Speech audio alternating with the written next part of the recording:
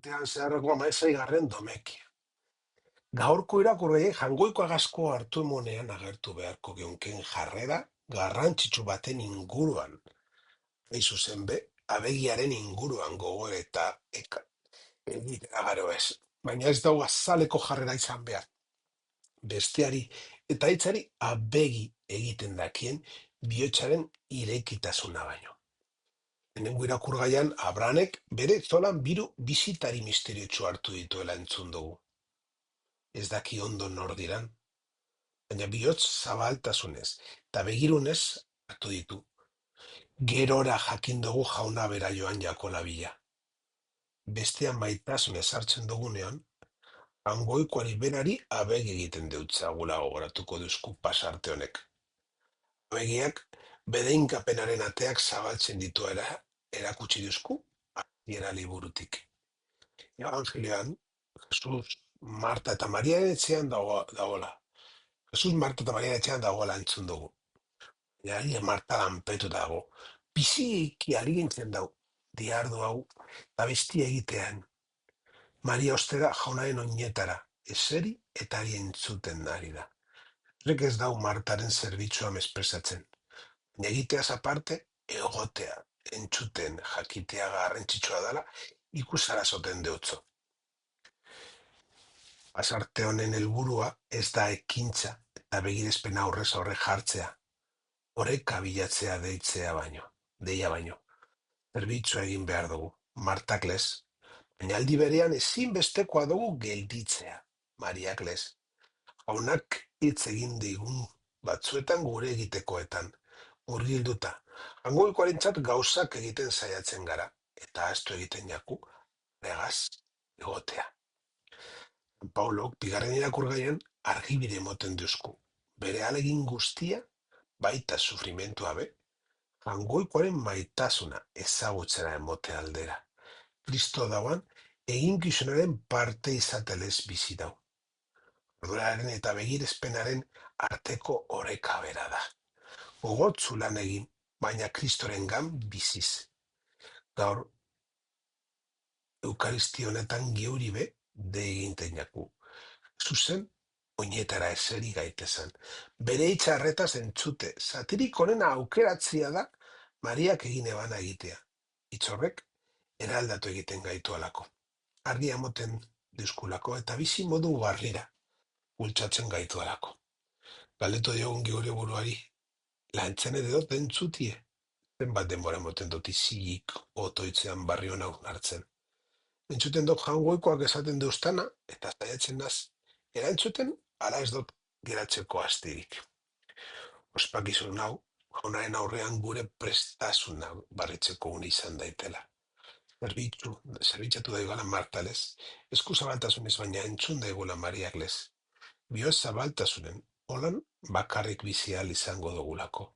Fede orekatu, emonkor eta benetakoa. Eitu jauna begionez zeure zerbitzarioi, eta moiguzu ugari zure graziaren doaiak. Fedez, esperantzaz eta maitasunez zuturik, zure aginduak betetzen zugur iraundaigun. Lehenengo otoitzan jangoikoaren begirada atsegina. Eberi graziasko doainen ugaltzea arregutzen dugu.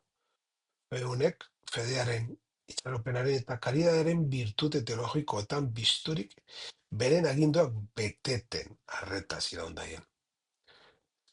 Eskeri honek ikuspegi bibliko eta teologikoa sakona jasotzen dugu. Inau bizitza, jangoikoaren doainetatik sortzen da, eta erantzun iraunkor eta maiketekorraren oinarritzen da. Ez da esfortzu propioa. Hangoikoa bere ekintzera zabaltzen direnak trebatzen eta indartzea da usalako baizik. Domeko irakurgai dagokienez otoitzak oi hartzuna dau. Abrahamen abegi jarrera. Marian entzute arretasuna. Honaren zerbitzuna eta arretan gauzatzen da fedearen irudiak baitira.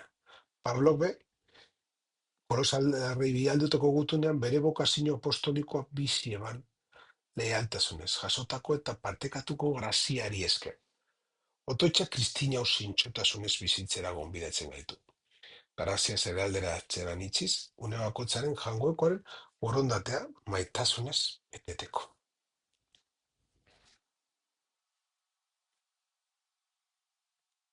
Hoi jainko, itun zaharreko opari desberdinak euren betera ekarri dosuz. Kristoren kurutzeko sakrifizio bakar eta bikainia. Onartu izu, eta egin santu zure zerbitzarion sakrifizioa. Zatu baten abelena bedeinkatu zenduan lez. Eta izu, gutariko bakotzak gure hunditasuna gorestea eskaintzen dauan hau izan daitela gizon emakume guztien, erba signorako. Pertsonek lotura argia estaltzen dau Kristoren sakrifizioaren betetasunaren eta fedearen egungo eskaintzaren artean. Sakrifizio bakarraren perfekzioagaz, antzinako sakrifizioaren anistasunari amaiera emon zuentzala. Osatean, Eukaristia sakrifizioaren nagusitasun bakarra, eta behin betikoa.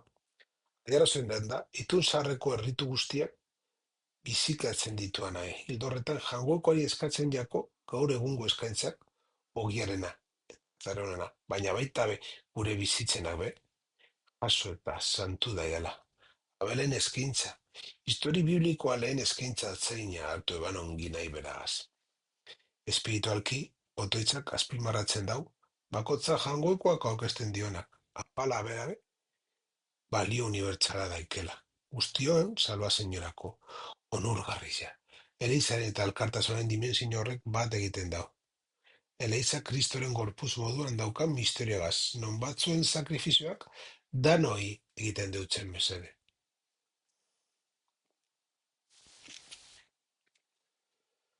Miragarria da berak pasko misterioaz egin eskun hau. Pekatuaren eta eriotzaren menpean bizi ginanok bere ospederara deitu gaitu. Eta orain, hau dugu izena.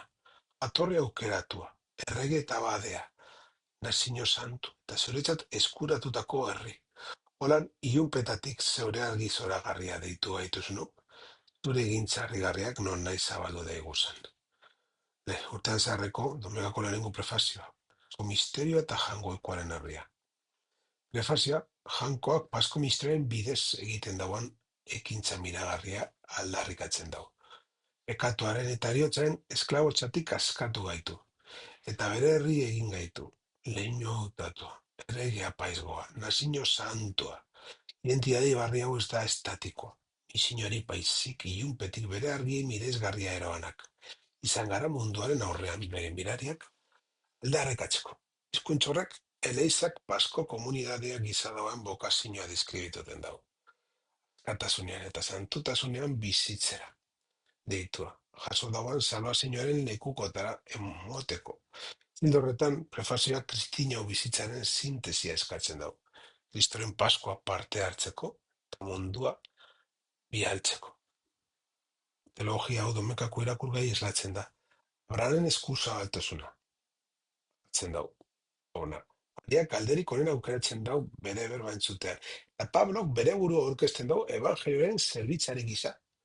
Misterio errebeleu iragartzera deitua. Otoitz hauek dinamika hori bedea asmameratzen da. Bedea, itxaropena eta karidade irautea eskatzen dau. Oparien gaineko otoitzak bakotzak eskenitako guztion onerako tanto izatea erregutzen dau. Eta komunin ostian, antxinako errukirik bizitza barrira igarotea eskatzen dau. Guztiak bat egiten dago prefazioagaz Eukaristian ikuspegian, jasotako nortasunaren ospakizun moduan, eta komuninoan laudario, bere misioan biziteko bultzada moduan. Dago zetik jauna zure herriagaz, eta zerutan misterioak ezagutu oso deutxasu zenei, emoizu beren izate zaharra itzirik, hainkozko bizibarriaren erara bizitze. Onartzearen osteko otoitz labur horrek, transizio espiritual sakona adierazten dago. Sakramentu eukaristikoan grazia iturrian parte hartu daben fede honek laguntza eskatzen dabe. Antzinako pekatutik bizitza barria eragoteko. Hemen dago uste osoa, Eukaristia ez dela bera baitan amaitutako erritu bat.